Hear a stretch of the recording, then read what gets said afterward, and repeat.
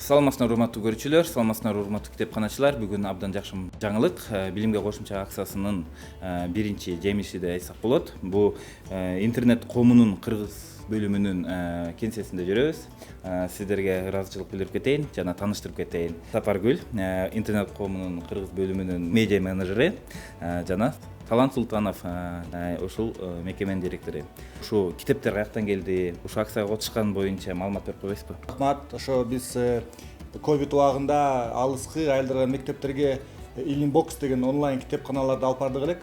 Ошол маалыматты алыскы Австралиядан көрүп алып, атайын Кыргызстанга келип, ушундай алыскы айылдагы кичинекей балдарга биз китеп менен жардам бергибиз келет деп финансирование алып берип, анан биз Кыргызстандан атайын кыргыз тилинде китептердин баардыгын топтоп барып келейин деп атабыз. Анан менин коллегам айтып берет кайсы жака барганын.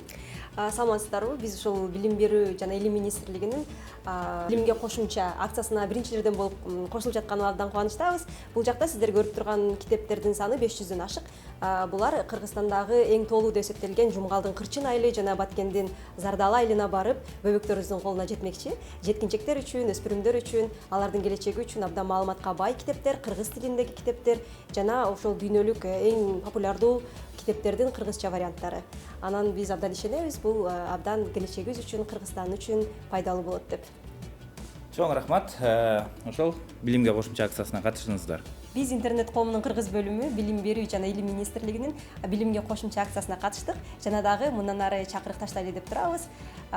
Европа биримдигинин Кыргызстандагы өкүлчүлүгүнө ушул акцияга катышууга чакырык таштайбыз жана билимге кошумча акциясына катышууга барыңыздарды үндөйбүз.